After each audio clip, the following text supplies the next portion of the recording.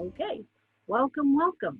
We are zooming in today to Dighton's Community Corner, and it is so very good to be back here on this late spring day, June 6, 2020. It's the 76th anniversary of D-Day in Europe, and it's also the day of Dighton's postponed annual town election. Before I introduce our special guest, Mrs. Mallory Aronstein, Dighton's town administrator, I have a few thoughts to share with you. We find ourselves in a very different world than we were living in when we last met on March 2nd.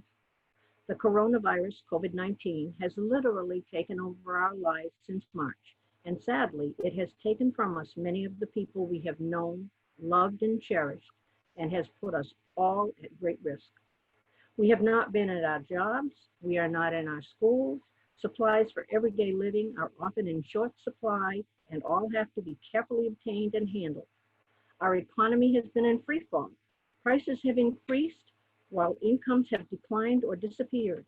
Our business climate has totally changed, and our associations with others are limited on all levels. Today, we cannot shake hands, we can't hug one another. If we're together, groups are limited in number, and we must remain 6 feet apart from one another. But fortunately, it's the sunny season of the year, coming into summer, and there is a very welcome positive note about the coronavirus. Virus cases have declined sufficiently that just a week ago we've been allowed to start back to a more familiar type of living, although with still very strong restrictions. That said, however, now, in addition to the terrors of the worldwide pandemic of COVID-19, we are facing a national ordeal provided by our national ordeal on another front as folks protest, using the tool of peaceful protest provided by our founding fathers, strongly disclaiming the inequality that has continued to manifest itself upon our nation, despite the intentions of our founders. Peaceful protests are justified and heartfelt, but the needless violence that has accompanied many of them is another terrible scourge on the very soul of our nation, as we all struggle together through terribly difficult times. Who can believe that this is happening? It must be a dream, a terrible nightmare. But alas, no, it is very, very real. And we must all learn to live differently than we ever have before in an attempt to protect ourselves and others from being infected with COVID-19 and very sadly also from the growing needless violence that has wrongly accompanied those who have properly and peacefully protested the national problem of inequality. But despite the terrible problems we all share, there is still good news. We are all blessed to live in the United States of America, where folks really can and do come together in time of need and where we get through the crises together. This has been our way, the American way, since our country was founded, and we will continue to do what must be done in the true spirit of our nation. And in that true spirit, we will come through this too, together. Community Corner always opens with a pledge of allegiance to the flag. But before we do, let us join in a moment of silence and remembrance for those brave souls who paid the ultimate price for freedom on those 5 beaches of Normandy, France, on that terrible June day, 76 years ago. We must never forget that we are all Americans, regardless of race or creed, and that all races and creeds stood, fought, suffered, and died together on those battlefields, and that total equality in freedom and in war is a basic precept of our nation. Let's just pause a minute.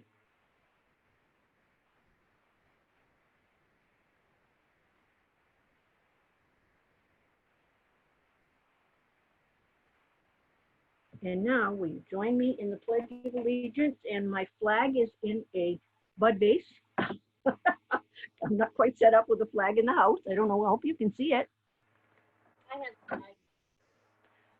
I pledge allegiance to the flag of the United States of America and to the republic for which it stands, one nation, under God, indivisible, with liberty and justice for all. Thank you all very much. I have a comment to make about the protest that was held today.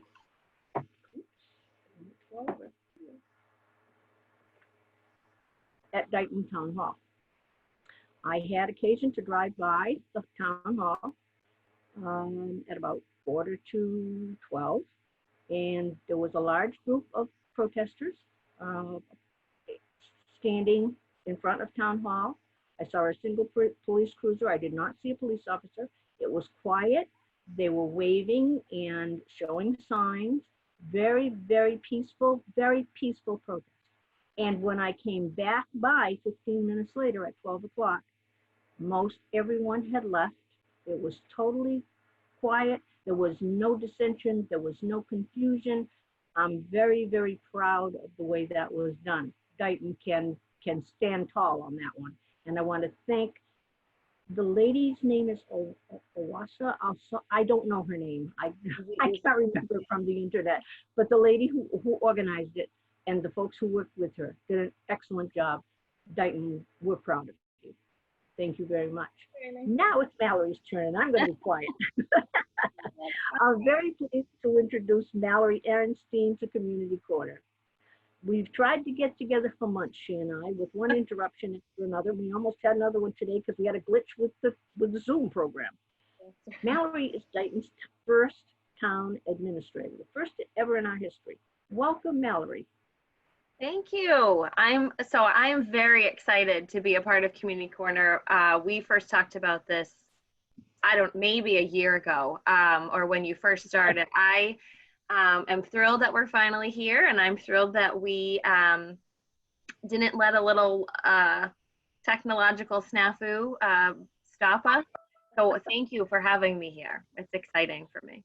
Oh, I'm very, very glad you're here. Obviously, I am somewhat technologically challenged, and Zooming is a brand new format for me. Talk about making history. No, we're making history with it. Oh, yes, yes, you're right, we are. Let's leave it at that. Oh, my. Mallory, let's talk about you a little bit. Who's Mallory Aronstein? Why are you in Dighton, Massachusetts as our very first town administrator, and what brought you to us? So I have the distinct, there's not too many people like me. I have only worked in public service. Outside of, jobs at a coffee shop or something through high school, I have always been in the public sector. I even interned for the federal government in Washington, D.C., which really is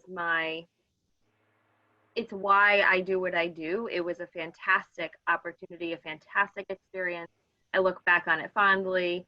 The amount that I absorbed in such a short amount of time, it was only 2.5 months, was incredible. And on the weekends, because I didn't really know anybody in DC, I had a couple of friends, but not a lot. I would just go by myself to the Smithsonian Mall, the mall and the Smithsonian museums. And because they're free, you just take as much time as you want. And it was fantastic. So really delved into public service, the nation's history, and just grew a complete fondness for it. So when it was time to graduate Stonehill, I asked if we had any alumni in the State House because I wanted to be a legislative staffer, like the group I worked with in Washington. And it turns, right place, right time. I'm in Dighton because of right place, right time, over and over again. So he happened to be hiring. He was an alum himself. It's Representative Tom Kennedy, who has since passed away. He had been a staunch leader in Brockton for many years, decades, and he had an opening at that time. So our Office of Advancement put me in touch with him. He interviewed me in the library at, I love libraries, so it's just so perfect. Yeah. He interviewed me in the library at Stonehill, and I got the job, so it was great. I was with him for about 15 months before that commute into Boston. It was just too much, and it wasn't for me. So I found a job with the West Bridgewater Board of Selectmen, and I was there for 9 years. And the only reason I knew about Dighton, not as a community, but that the post was available, was because I was checking the MMA website to make sure my ad for a treasure collector had made it there on, make sure that was advertised. And there it was, Dighton Town Administrator. We shared town council. I had, in West Bridgewater, we had the same town council that Dighton has. And so I knew a little bit about the community government-wise. I also grew up in Portsmouth, Rhode Island. So I knew Dighton as a, really DR. You guys screamed us in football every year. So we knew you. But I was close by in Rhode Island. So I looked at it very much as a community similar to my hometown, similar to West Bridgewater, and I thought I would give it a shot. And here we are. I was selected. Okay. So. I'm very glad you're here. Thank you. Very glad you're here. And you've I'm sure clarified in a lot of people's minds what your background was, because that's something that the taxpayers don't get to see.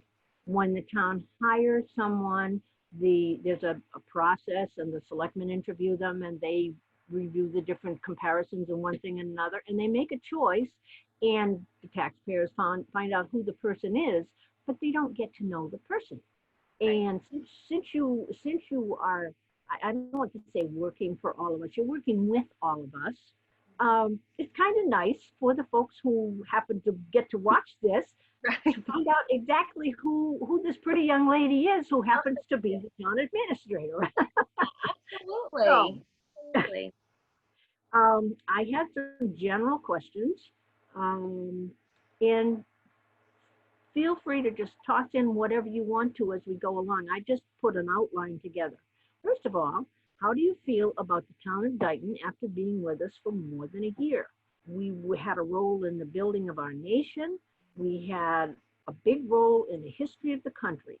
And that the image of the town, although it's etched in stone back in the historic record, that image is changing because we have rapid growth. So I'd also like to know what you see in Dighton's future, and if there's anything you'd like the folks to know about it. Absolutely. So part of how I feel right time, right place, and lucky, and a little divine intervention every once in a while. I actually have some ancestors who are buried in Taunton, but they lived in Dighton. So my maiden name is Cole, C-O-L-E. The person in Dighton is James Cole. And my aunt did all sorts of genealogy, and she sent it over to me when I was announced as a selected candidate. And before I start about how much I love Dighton and why, I just want to echo your sentiments about how, I just lost my train of thought. I wanted to echo something. It'll pop in. That's for old people. It's about how people don't really get to know who the workers are as a person if they're not from the community. And in Dighton's case, I was screened out by a hired panel, MRI, Municipal Resources Inc. is who they're called. They were hired by the town to perform the search, and they screened out something like 65 candidates and delivered to the selectmen 3. So you all, those interviews are public. You can go back and watch what the 3 of us had to say. I certainly talked very quickly, and I just had so much to say. But you as the residents only really saw 3 people. So I can understand how there's a bit of a disconnect about who was applying and how did they end up there. So I know the MRI interviewed more than 3, much more than 3, but I don't know much about all that, just that I made it through, which was a good experience. I enjoyed talking with them.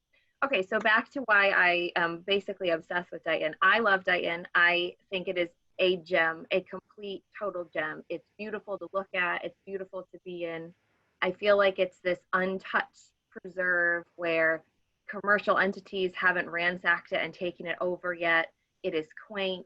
The farming, the number of working farms and really active farms is wonderful. In West Bridgewater, we were down to 6 dairy farms, and they were all under threat for development. And that's just a really sad thing to see. I grew up in Portsmouth, Rhode Island, also with farms, friends that, grew up on like all my friends were part of those farms. Those were their family farms. So to see some of them sell and just be kind of repurposed into a subdivision or some large plaza, it's heartbreaking a little bit on a personal level for me because I have such a fondness for them. And in Dighton, that's not happening. And it makes me so happy that it's not happening because you celebrate your agrarian heritage. So that's one reason why I love Dighton. I also love Dighton because the people are so reasonable. Um, I mean, just all they want to know why, what, how, and if they're satisfied with your answer, they accept it. And, you know, they just want to be, and from my vantage point, they want to be included in the conversation. They want to know where things are going and how they've been put together. And they want somebody to answer their questions when they have them. And that's something I share. I think everybody's entitled to know what's going on in their community and how decisions are made. And that's why a big part of why I have that open door policy. If you have a question, please feel free to ask me. Even if you have a concern, it's not a question, it's a statement or a concern. I am always willing to listen to somebody else's perspective, somebody else's point. You know, I'm not a farmer, and you know, so I'm not going to know inherently what the trials and tribulations of a farmer is. I need that perspective to be a better person and a better leader. So I welcome it. Well, that's very important to me because, well, my heritage goes back to the very earliest days of the town, and the ships and the sea. My great grandfather went to sea when he was 9, circumnavigated the globe 3 times before he was 20. Wow. And came back to Dighton, and he married a lady from Dighton, and they actually owned the property where the old town hall and the Dighton High School were. And he ultimately built the house that my brother lives in down the road. And so I'm linked to the seafaring part of this a little bit. Not that I've ever done any of that, but I've linked to it. And the farming. Woodward's Nimmalot Farm was a multi-surface farm. They had poultry and all kinds of vegetables and so forth, but they were primary growers and developers of geraniums years ago. They shipped them all over the country. Then they went into the growing of annual flowers and so forth, and the orchard, 14 acres of orchard with all kinds of fruit, some of which my grandfather helped to develop. He worked with an agency up in New York State. So I've got a little bit of farming and a little bit of sea and a little bit of just plain love of Dighton in me. So it's nice to know that you feel a similar way. I do. I love it. And it's just so, you know, the steps to preserve open space, it was just so forward thinking. And you had a question about, well, you had kind of given me a little layout of what you were going to speak about today. One of the questions is grants and my role in that. And so, yes, I submit the application and I forward it in and kind of make some words sound nice together. But Dighton, before my arrival, really positioned itself nicely to be a recipient of these grants with the community compact that the selectmen put forward. One of those was stormwater education. The other was open space preservation. We're wrapping up that plan. But those two things combined meshed incredibly well with the hazard mitigation plan and the MVP, the Municipal Vulnerability Plan, Preparedness Plan, because they relate to climate change, taking care of what people are putting into the environment so that it doesn't damage it. And because we're a coastal community, we have the Segregansett River, the Taunton River, and the watershed is most of Dighton. It's a pretty great spot to be in as far as saving and preserving the land. And I think that goes along with how the land has been such a fixture in Dighton's history and how important it is. And so it's nice to see that. It's just, you know, hardy people. I could just talk about Dighton all day. I love it. I'm just very happy, and I think people are just, I don't want to call you regular because you're special, but you're just regular. Yeah, just want to have a happy life. That's a good way to be. That's a good way to be. We aren't sword carriers. Right. And we just work together, and that's the important thing. One question I always do get, I've got several, I say always, I've had a number of people say to me, how come we have to be a right to farm community Oh when we've yeah. been a farm community since 1600 and something? So we need to know what that is. What that is. So Right to Farm is actually a state initiative that as so again, Dighton is special because you have so many active farms and it's a way of life and everyone just accepts it.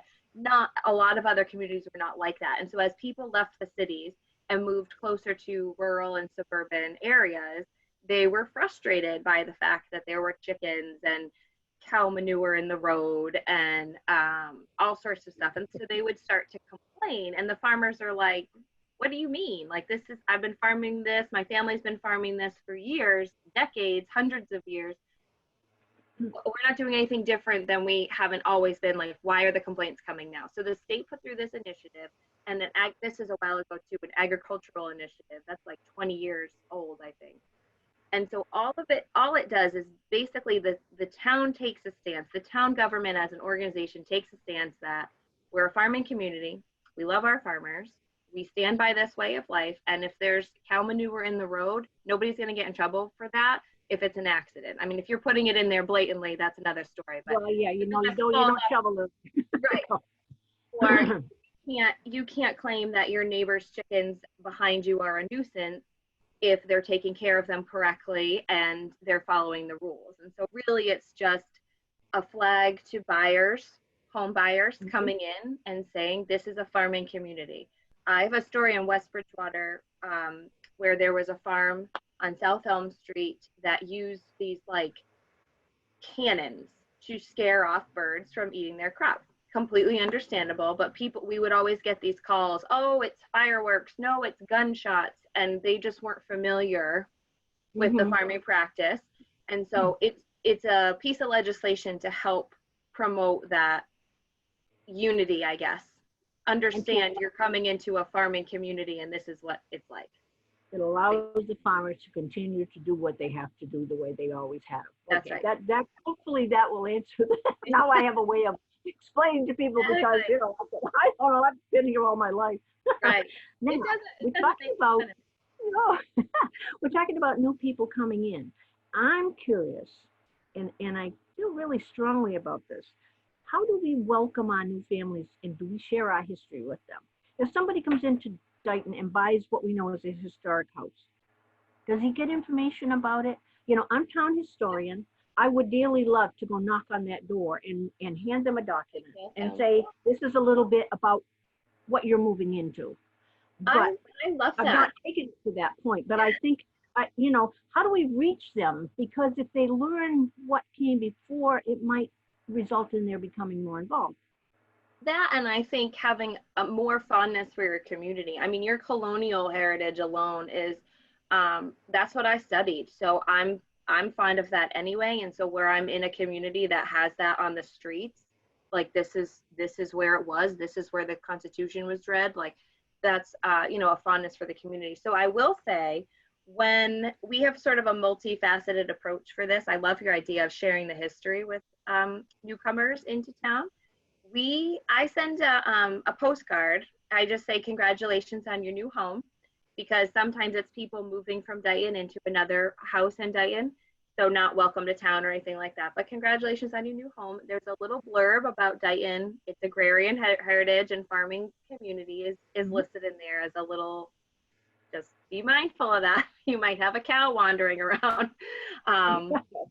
So I send them a card. Jocelyn Tavares, the library director, put together a Dighton 101 night, and it wasn't very well attended. It had some competition. It was during the budget season, so the finance committee was meeting. There wasn't a lot of momentum behind it, but we're all committed to doing it again because we think it's important, and that's something that you should go to as town historian, to be there and talk about the history. And I would like that opportunity. I really would. Yeah, I think she's going to do it. Well, hopefully, if the pandemic kind of settles down. Who knows where we're headed at the moment? Right. Yeah. And I do know that the town clerk, so when somebody comes in to register to vote or, change their address, or their kids, like register their kids for school, she has a little packet for them as well. I think we could put a ton of stuff in there. Hers has information about bulky item pickup. That's we get a lot of questions about trash. People coming Sure, in, sure. and it's because Dighton has so many, I call them so many options for trash. You've got curbside pickup for trash and recycling. You have a transfer station, and you have the bags, and you have curbside textile recycling, and um, you have the bulky item pickup, and now we have hazardous waste day, which is next week, June 13th, which is free to the residents in case Well, anybody I'm has. glad you announced that because I had thought that that was today, which is why I didn't put Oh, it off the list. no, next week, June 13th. You know. Board of Health has been very busy, and I thank them for all their hard work. But they are, we get a lot of questions about that. So some of Sue's packet, the town clerk's packet, does include blanket information about that. All the stuff that your realtor doesn't tell you, but you still need to find out. So that's basically Dighton 101 in a nutshell. All the stuff your realtor doesn't tell you. Well, and it's important because moving into a new community, many times you get what the realtor has told you to sell you the property. Right. They may not be familiar with the overview either. And perhaps they haven't put themselves out there to learn it. They sell houses in a number of communities, and many of them aren't going to take the time to just dig all that stuff out and hand it to everybody. So I think it's really, we're growing at a pretty good clip. And I like to think that the people coming in can look back and see where we've been and who we are and so forth, because now they've become a part of this. And if we can make it amalgamated, that's what we would like ultimately to do, to have everybody know who we are, where we've been, and participate. So right. I'm pleased to hear, that was a question in my mind for a long time. Now that leads to another question. When I was on the Board of Selectmen many years ago, 40 years ago, we had two very large industries. We had a dog track. We had tremendous, with 40% of our tax base was industrial based.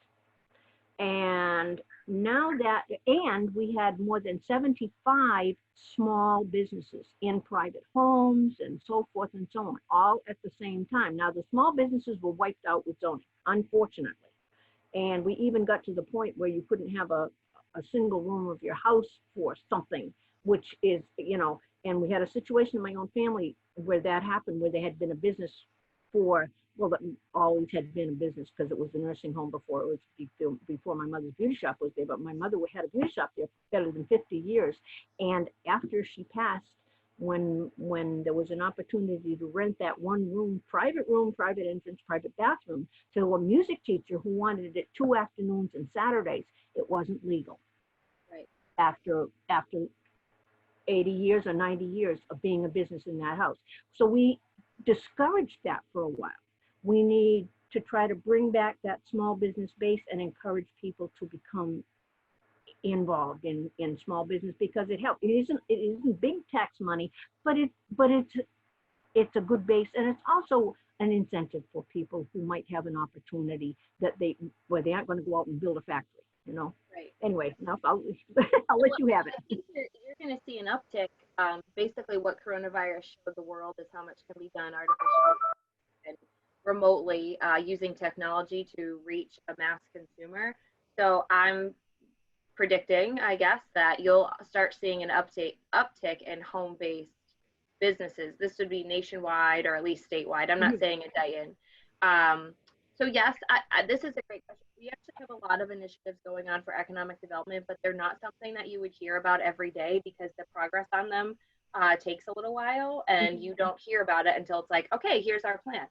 So I had been tasked by the selectmen to develop a business guide. I've spoken about it briefly at meetings, but basically it's a how-to manual on how to open a business in our town. Who do you have to go see? What are the permitting rules? What are the zoning rules? And just kind of a guidebook, because to your average person, going through that red tape and figuring out which department you need to see for your specific use is totally intimidating. Not knowing what the permits are, like you don't know what the fees are, so maybe it's not something you can handle. So we put all that information, and I had Selectmen's office's immense help. And now I have other departments reviewing it just to make sure we got the zoning right, we got the stormwater, some of these more complicated permitting processes, making sure that we're right. So they're reviewing it now, and it should be unveiled at the Board of Selectmen's meeting on June 24th. But that's put together, and there's a business page on our website that puts all of these resources together for local business. We've also rolled out, because of coronavirus, and we're trying to continue services remotely as best we can, we rolled out online permitting with the building department. And that's something that's helpful for businesses, especially those that might be looking to locate. They're not necessarily here all the time, but they can send trips or manage trips over, but do a lot of the back work offsite or out of town.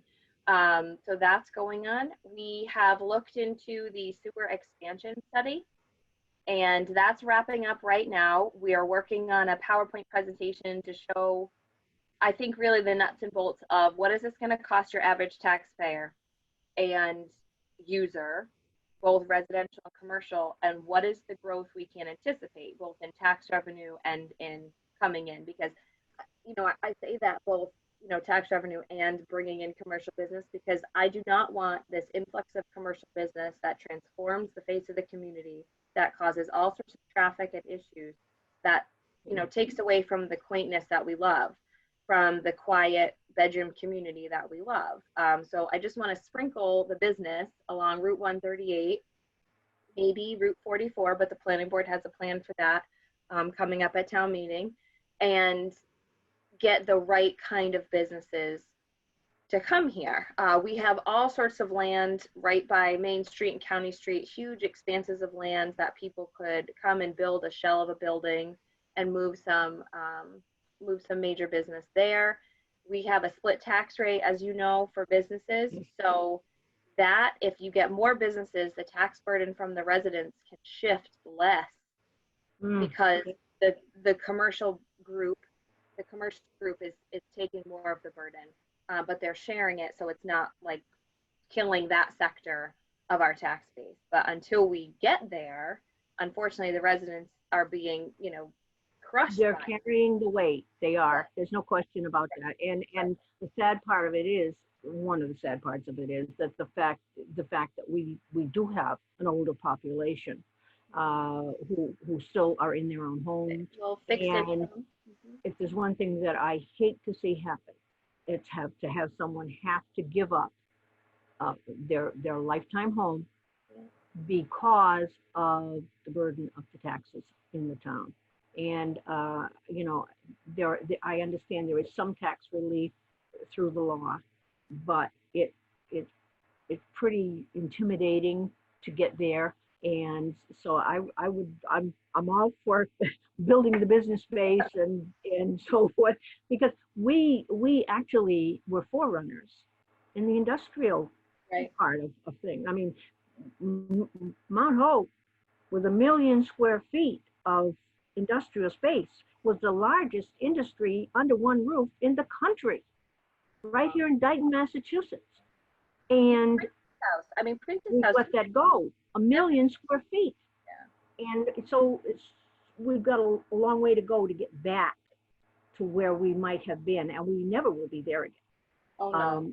And the color works situation down with the problem down there on Main Street with the pollution and so forth was a terrible thing. And it truly was. And I lived on the river when you never knew what color it was going to be the next day or what might be floating by. And yet it was a huge taxpayer. And so the transition has not been easy. But now we are at a point where I'm really happy to know that we're making effort to bring in something that's going to support. Well, this. Absolutely. It's something that meant a lot to me. So when I applied, and when I applied, I hadn't heard back yet, but I packed my family in the car and I said, we need to go drive around and look at this place. And we did. I didn't venture too far. I got lost. I can still get lost in Dighton. We've got a lot of new streets.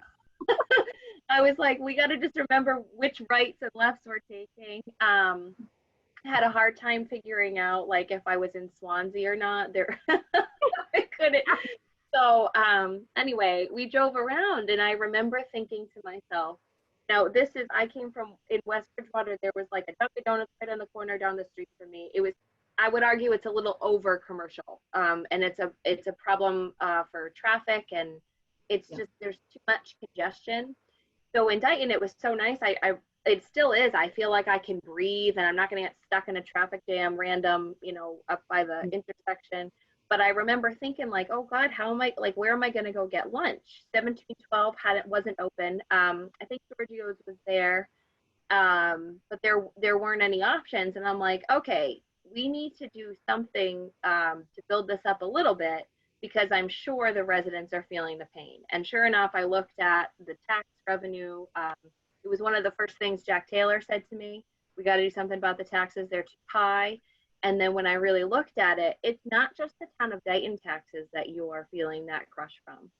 You've got the water district that taxes and uses your, so you have the water district that's taxing and your user rates, plus you have the electric light district. So you've got Town of Dighton here, but there's like all this that we're not even in control of.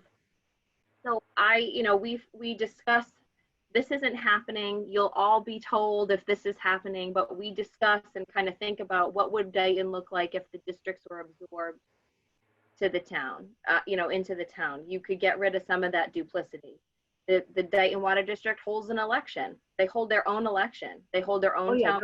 They're a separate government entity. Right. They are. And used to have their own separate tax bills. They were not always included with the town taxes. Right. So duplicity, or duplication of work, not duplicity. It's duplication of work. And so after a while, there's some costs that could be cut.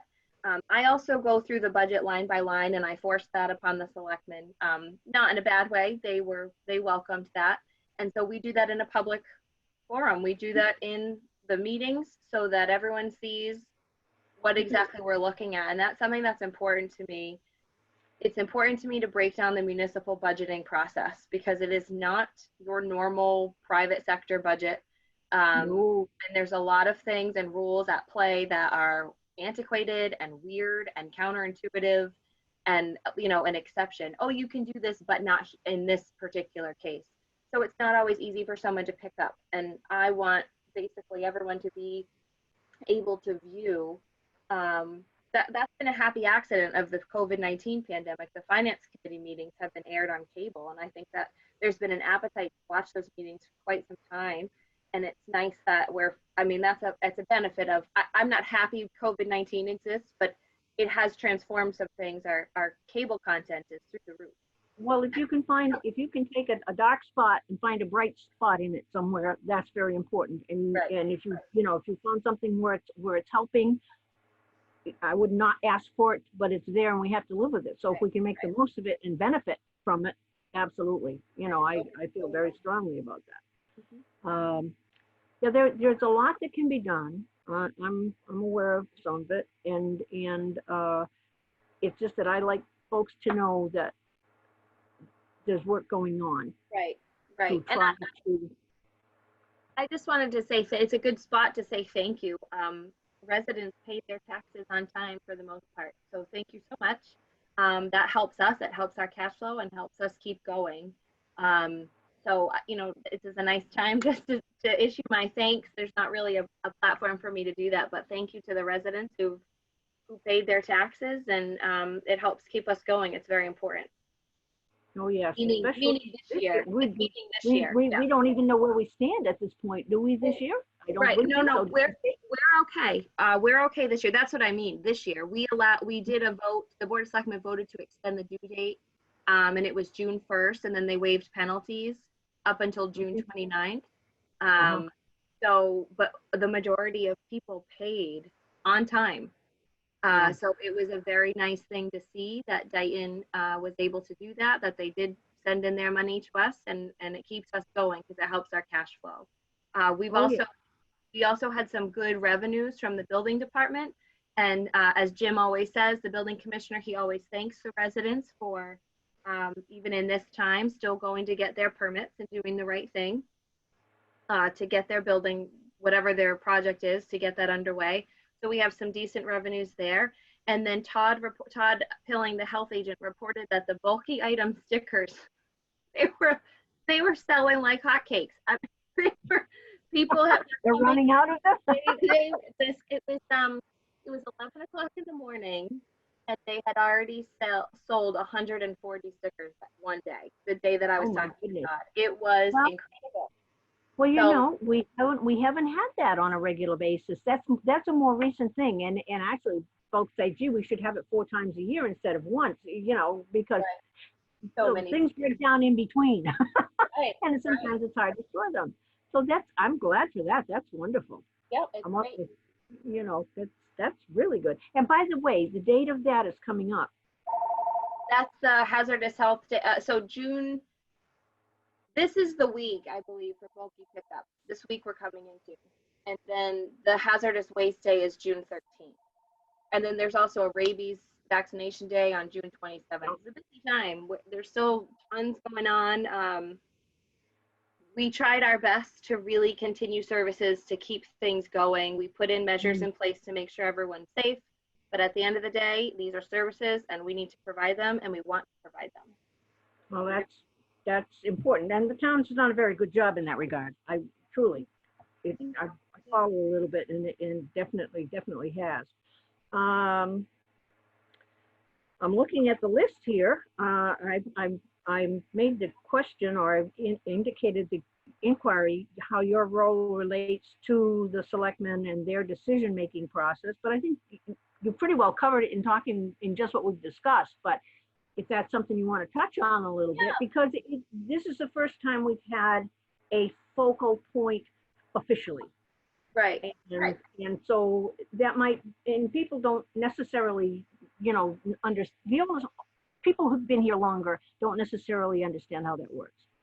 Right, and I agree. It's a big reason why I started that newsletter, just to sort of educate people on what a town administrator does all day, like what exactly do I do. I had a joke, you know, earlier. It's whatever walks through the door is what I do that day. You know, it changes every day. It's very varied, and I'm lucky in that sense. I don't get bored, but. So the 3 selectmen by vote set policy and major decisions for the town, and I implement them and enforce them. I also make recommendations. I'll perform research for them so that they can make an educated recommendation. Maybe it's something like a salary survey with area towns and what the going rate is for whatever position we're hiring for. Maybe it is, well, in this case, it was, okay, all these towns are shutting down town hall to the public starting such and such date. You know, my recommendation is that we do that immediately as well, and then they vote for it, just to give you kind of a real world example. I monitor with the town accountant any maybe financial woes we might be running into. Knock on wood, nothing so far. Good. To worry about right now. I mean, we're on a spending freeze, so we're keeping a cap on those coffers. Anything that's critical is the only thing that's allowed to be spent. And then we're going through CARES Act funding as well, so we're on top of it, just so everyone's, you know, following along with that. You know, sometimes the selectmen will have questions, or they end up fielding the complaints. Somebody will stop them in the grocery store, or on the sidewalk, or wherever they might be, and ask them a question, or I don't want to say a complaint, but like share a concern about something. And so the selectmen might bring that to me so that I'm aware and I can address that with whatever department it might be related to. So there's a lot of, I guess I kind of coordinate. I manage day to day. I spent a considerable time putting together policies, employment policies, building up HR. I noticed that was something that was lacking in the town pretty early on, and then just plugged away at professionalizing that. So there's some serious policies that have been tried, put in place, implemented, tried, tested, and proven. So we are actually working on a policy manual to distribute to, like, we put all of these policies, they're available online, but we put them all in booklet form. We're going to hand them out to every employee and then provide a link so that, you know, whenever there's a change, we're not constantly reprinting, but they can, you know, every so. Oh, what else do I do? Monitor legislation. Yeah. You know, I think I study things. I think of ways. I guess I'm a problem solver, in short. You know, if we have speed limits and speed problems throughout the entire town were an issue. So we studied it through traffic studies and counts for cars and vehicles, and then that turns, so we get that data, and not only does that help us approach the problem of speeding and target where it is, you know, most and how we can handle that, but it also provides me data on how many cars are coming through Dighton every single day, and I can use that buy-in for our commercial entities that might be scoping out Dighton and finding a way to go there. There's no doubt our permitting is burdensome. That's probably a knock against us commercial-wise. It's not so much that we're not next to the highway. I mean, we wouldn't be great for somebody like Amazon who needs to distribute things, but some businesses don't need that highway access. So that's not as crippling as one might seem. I also reached out, I'm sorry, this is making me think, I know I'm jumping backwards to a previous question. No, just jump backwards, it's fine. Be my guest. So before the pandemic, I had reached out to my alma mater, Stone Hill, and I asked if they would do a business survey that would rate us, I guess. How business friendly is the town of Dighton? And not so much like with permitting, but like the demographic that we have, the land that we have, the zoning that we have. How easy is it for a business to relate to or to move into Dighton or to exist in Dighton? And so that is obviously pushed far out because of all the colleges are going through, but that's on the burner as well. I would really like to see the results of that and then make any changes. So I'm basically a data collector, a grant writer, a researcher, you know, I form opinions and I share them, but the selectmen don't always, this isn't a secret, the selectmen don't always go with what I think. They don't always agree among themselves. That's the idea of it. Well, it always does say, how boring would it be if we all agreed? And he's right. Like, you know, I enjoy the different perspectives that it brings, and each of our selectmen really represent a different population within the town. You got a good mix there. And so it's nice for me to sort of weigh all those together. Yeah. And it helps make the right decisions for the town as a whole. Absolutely. Well, okay, now we've gone through an awful lot of material here, but I think bringing it to now, the coronavirus and its impact here. What steps have we taken? Where do we stand regarding cases, and what seems to lie ahead as we try to get back to some semblance of what we would call normalcy? So we, you know, when this whole thing started back in February, there was not a lot of top-down guidance. And so that really, I relied on my network of town administrators and managers in the area. We started weekly conference calls every Monday, and we basically just did a survey of each community. Okay, has it hit you yet? Where, you know, what are you doing with such and such? Some towns who rely on commercial development were really frantically making changes. We, for once in our life, we were blessed with the fact we don't rely heavily on commercial. So we were okay. It also took a while to get down to Bristol County. We were like the second to last county to have a confirmed COVID-19. So we had some time to game plan. That being said, we did game plan quite a bit. I remember, I don't know what the catalyst was, but I immediately called a meeting with both chiefs and the health agent. And I said, what are we going to do if one of our first responders comes down with COVID-19 and then they're out for 14 days? How do we keep our workforce in place? And so policies went in effect pretty early on for those essential departments because we knew they would keep on coming to work. We knew we wouldn't be closing them down, so we needed to protect them. And we just started going, using common sense about how we would keep people safe, what we would do. It was a definite team effort. We have a fantastic team in Dighton. They all add something special to the table, and we work really well off of it together. And so, you know, even, well, I don't want to get too far ahead of myself. So we had, the health department had organized a board of, a department head meeting, but it was really just to get information from the Board of Health. It was on a Monday. The day before that, the governor held a press conference and told us all of this information about COVID-19, and completely, like, we just had to pivot immediately about that. So the Board of Selectmen declared at 2 o'clock on March 16th, they declared a state of emergency in the town of Dighton. And that's when we started, you know, closing Council on Aging, closing Primetime, closing the library. We still had some people come into town hall for that week or two, but we eventually closed that building down to the public. We kept working until Charlie Baker told us we had to do an essential work plan. And in that case, we were able to pivot gracefully, in my opinion, to a remote working platform. And so a year ago, in December of 2018, I met with a computer guy. His name's Chris. He operates Netrospect. He does our IT now. He transformed our network. He modernized it. He made it secure. He made it fast. Like, it just worked beautifully. And we, at the same time, upgraded our phone system. And we are then able to transcribe our voicemails to email. We were able to check voicemails from home. We did this a while ago. And because of those things being in place, we were able to pivot gracefully to an electronic platform and still continue to provide services. It took us a little while to get that online permitting up, but once we realized this was going to stick around and we were going to open in phases, we rolled that out.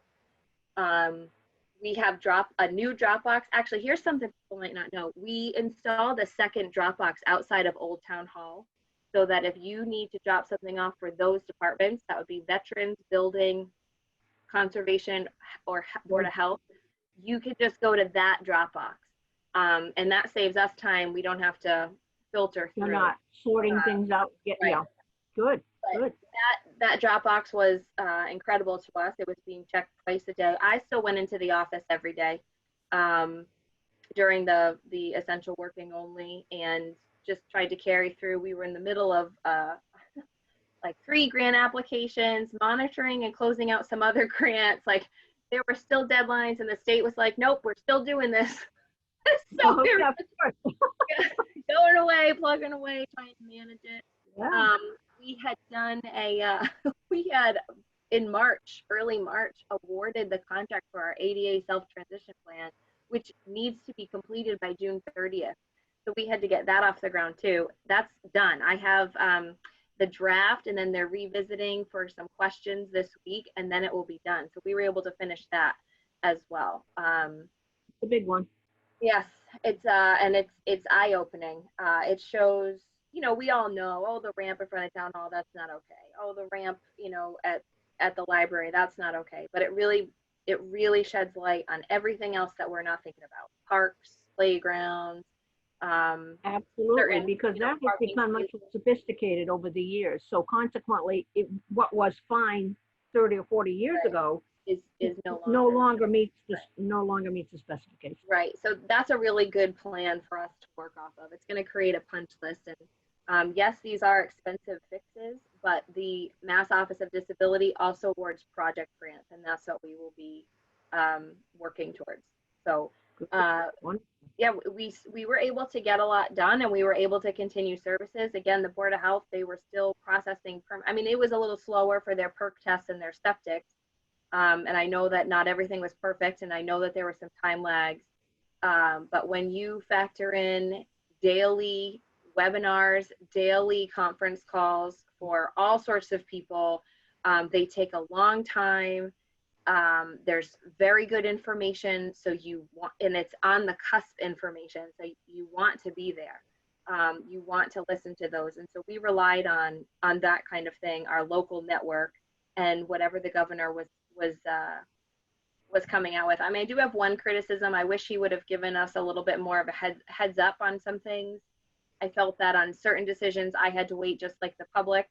I know that I'm not special in that regard, but as a local municipality, I needed to put things in place. You needed to know. Yeah, I know how that works. A perfect example is the outdoor seating allowed for restaurants.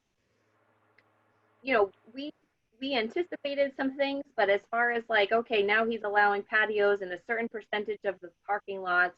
What are we okay with that zoning wise? And what are we going to do to make protections in place, because a car could come in? Like, how do we protect people from eating or from sitting there? So there wasn't a lot of time to gather all of those details. But again, the team is great. They really think outside of the box. Jim Aguiar is probably one of the most creative thinkers I've ever met. Just his logistics and his making things work is really, really beneficial to the town. Mm-hmm.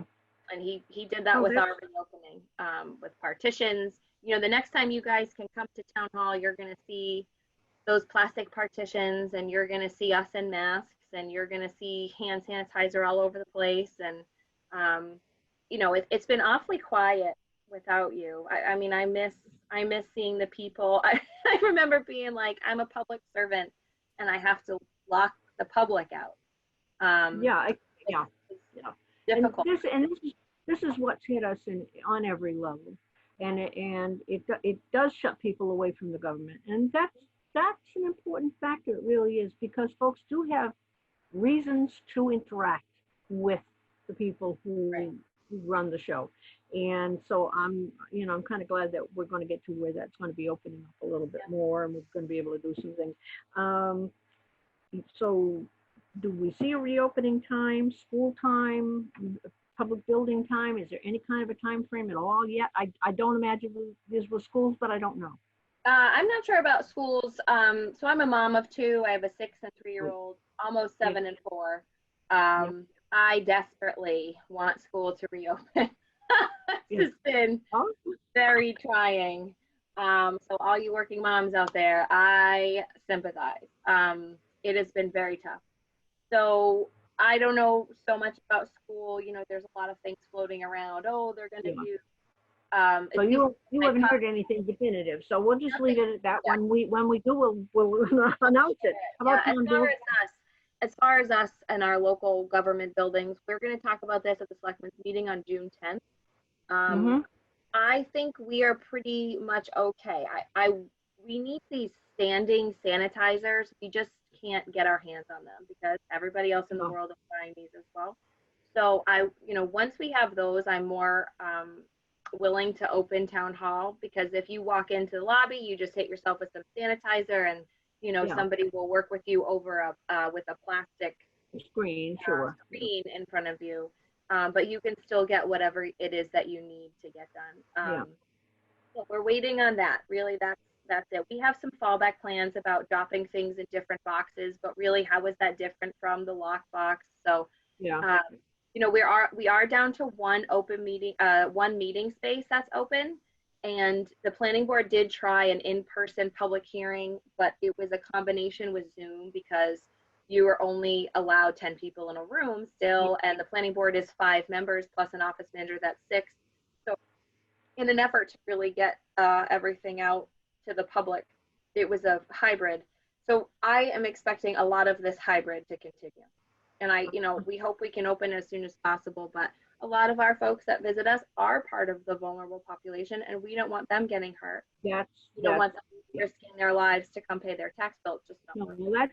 That applies here. My husband's 94, and I'm not doing anything where I can bring something home, and so I understand how that works. Now, one thing that came to mind after I talked to you before and after I made out the list was the census, the federal census. I don't know how we're doing with that, but I think we need to remind people that if they haven't done it, they need to either go online and do it, or whatever the procedure would be, so that we get counted for everything we can get counted for. Exactly. Yes. Please do this online. Please. Their operations, I think, were suspended until the middle of June. So we should be coming up around it. I'm actually not. We've been focused on our town election. Shout out to the town clerk. She transformed the election into basically a contact list election. Everybody got a bag. I don't know if you voted today, Myrna, but every voter got a bag with wipes and sanitizer, their own pen and gloves, and Yeah, she really wonderful. did Yeah. some good work, good hard work. And the health agent was there yesterday and this morning, just making sure that it was spaced out in a safe way that was functional and would work for the people there. So there's a lot of that, and there's a lot of adaptability, and you know, I'm sure once we do open our doors to the public, things will change. Hmm. We'll adapt because something won't work right, and we'll just fix it. So I think it's a bit of a learning curve there. The census is so important, especially for a town like Dighton. We have transformed. We have completely transformed, and those Yeah, demographics, we rely on those for money. We rely on those for absolutely. Yeah.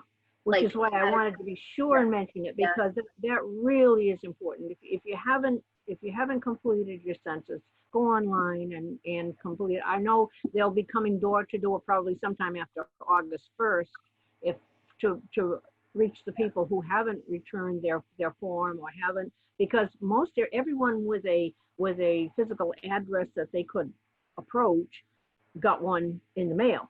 But that doesn't always work the way you want it to. So it is available online, and I don't know whether would Sue have those forms at the well, office I if don't you know if she wanted has paper forms. forms? She would likely have the website. I mean, I got something in the mail and it told me go to this link, and I tried Oh, it. It really took me like three minutes. I think it was yeah. longer for me to get my phone out, put my code in. It was very Yeah, quick. it's not a long process. It isn't. It's just, but it's one of the really important facets, and it's only done once every 10 years. So it extends out over a long period of time, and they make projections based on that. And Dighton benefits from those projections based on what they feel we're going to need and what might be available. So it's really important, and I'm glad I remembered to mention Yeah, it. it's rely on Well, it. sadly, go ahead. I was just saying we rely on it. It categorizes us federally for grants and different programs that we are then eligible to. And then if we can demonstrate this immense growth, that helps us with mass housing, 40B developments, Oh, just demonstrating, listen, you flooded us already. Like we need some what reprieve. they have. Give us a break, you know. I don't know if that will work, but I would sure try. Yeah, well, absolutely. No, I'm with you. And I thought about bringing up 40B, and I thought really that's it's a huge element here in Yes. Dighton. I understand that, but I think it's for a discussion for another time. Yeah. And Yeah. another 2 hours is very Right. many. Right. You would have its own But day. the other thing that I wanted to point out was the loss we've had for the social gatherings that the town relies on every year. We won't have a cow chip festival. We won't have an arts festival. The cruise nights are canceled. The Medal of Honor ceremony was canceled. The Taste of Dighton was canceled. The Historical Society Strawberry Festival was canceled. The two events that were taking place at the Dighton Community Church for the 250th anniversary were canceled. And the next thing I really am looking at as hopefully still being there, and it's a long way, well, maybe not so long, but it seems right now a long way down the road, is the Christmas event. Lights on. Where will we be in December? And we don't know that, because now with all of the protests that have gone on and all of the contact that's happened all over the country, are we going to see another uptick in the virus in a couple of weeks and then be back at square one? Economically, that would be tragic, and socially, it would also be tragic. So, I hate to even mention all of that, but that's true. We've lost so much this Right. year. And community events, not even in just small towns, but really in small towns, are so important. People look forward to it. I look forward to Lights On. I remember Stupid Deer called me at my workplace. She called me in West Bridgewater and invited me to Lights On. So I know that it's such a big um, deal, and it's something people look forward to. My own family looks forward to it. My father-in-law always comes with me, and he always asks when it is and if it's going on. For me, like I kind of go month by month with COVID because so much changes. Oh, So yeah. now here we are. The governor announced that phase 2 is a go.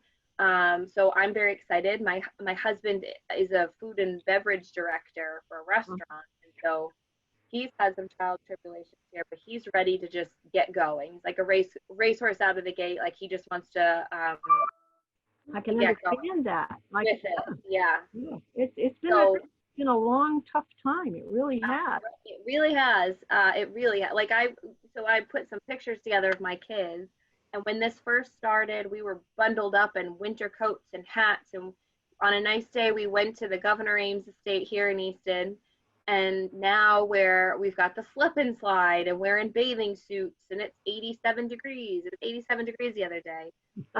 Yeah. So, no, it's just been About quite 85 here today. yes. So it's been quite the spring.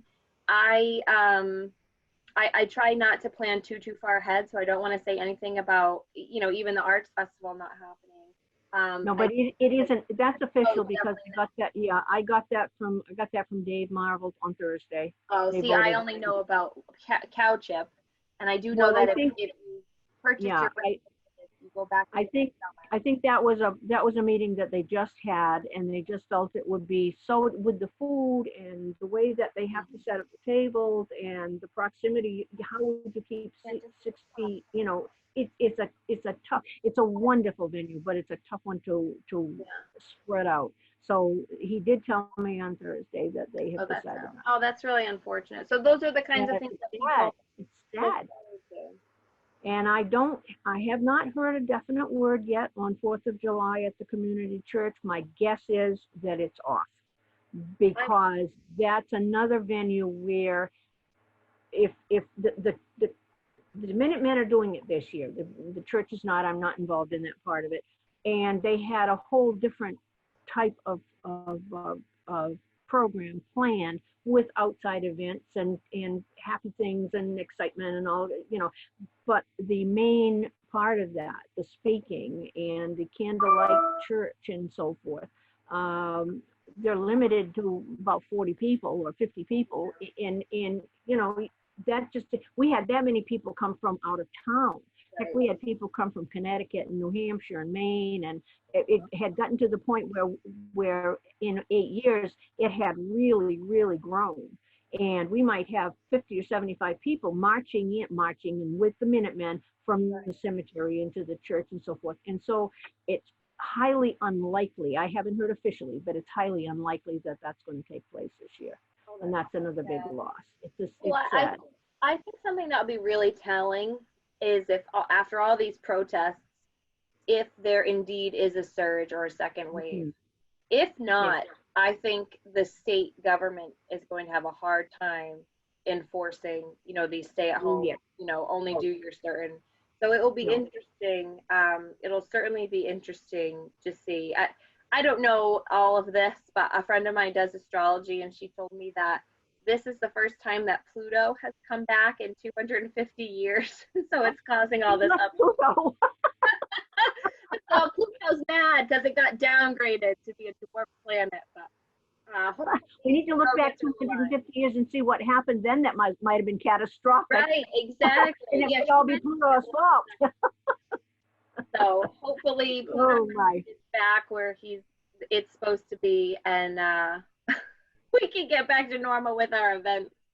Yeah, I hope so. The fabric of the community is really, stitched together with events like that, and of course it especially when they're traditional, and you do it every year. So the cow chip is a huge symbol, I think, as well. Oh, it is. That was really the one to fall, the quote unquote fall. That's sad. Yeah, really it's very sad. It is. But we'll be back. 2021 is going to be amazing celebration. It's going to be a very busy year because we're going to be trying to pack everything in that we couldn't do this year. Exactly. Exactly. I mean, my family and I were supposed to go to McCoy Stadium. We're baseball fans. McCoy Stadium is done. This is their last. It won't be there. And it won't be there. And I'm devastated because now I don't have this opportunity. I mean, we went last year, which was nice, but and we called and asked because we got tickets for bobblehead night. Oh yeah, and, of course. We don't even have the bobbleheads in.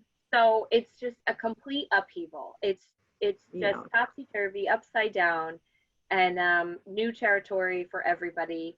So I thank the town of Dighton for being incredibly kind and patient during our time of upheaval. And you know, the town has really handled itself well. I mean, the people at this point, the residents have really handled We've themselves very well, got very some very understanding. special people.